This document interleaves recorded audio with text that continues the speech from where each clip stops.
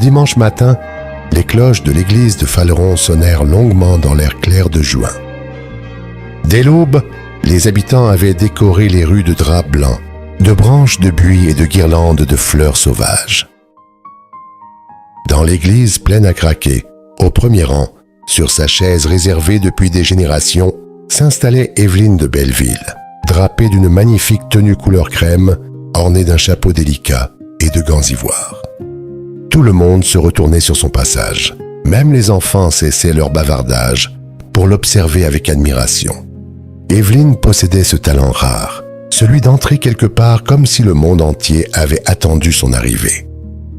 À peine installée, elle saluait l'assemblée d'un léger mouvement de tête, avant de murmurer à sa voisine « Ah, cette cérémonie me rappelle tellement le couronnement où j'avais rencontré le roi d'Angleterre. » Les regards se levaient aussitôt, car tout le monde connaissait les histoires d'Évelyne, et tout le monde voulait les entendre encore. Selon elle, le souverain britannique l'aurait trouvée absolument charmante, mais les versions changeaient constamment. Parfois la rencontre avait eu lieu à Londres, parfois à Deauville, une autre fois encore sur un yacht mystérieux au lac de Caume.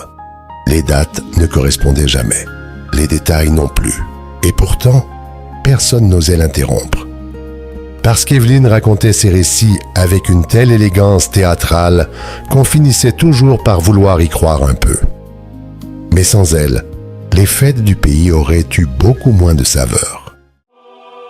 Monseigneur Thierry célébra la grand-messe de la Fête-Dieu sous les volutes d'encens et les chants des enfants de chœur. Sœur Marielle priait silencieusement près du maître-autel pendant que les communiantes, vêtues de blanc, tenaient leurs paniers remplis de pétales. Puis les grandes portes s'ouvrirent lentement sur le village rassemblé. La procession s'ébranla au son des cloches et des cantiques. Le dais avançait au milieu des rues de Faleron, porté par 4 hommes du pays. On passa devant la mairie où les élus avaient installé des bouquets de lys blancs, puis devant le café de Jean-Paul. Plus loin, la procession fit halte devant la petite chapelle de Fréligné, recouverte de roses et de genêts fraîchement coupés. Là, selon l'ancienne coutume, les enfants jetèrent une pluie de pétales sur le chemin. Et au milieu de cette foule silencieuse, entre les chants, les cloches et le parfum des fleurs coupées, le temps semblait avoir cessé d'exister. Puis lentement, la procession entra dans les allées du logis de la Claretière. Sous les grands arbres, la petite chapelle apparaissait enfin, simple, silencieuse, éclairée par le soleil de juin. Monseigneur Thierry s'avança alors vers la porte.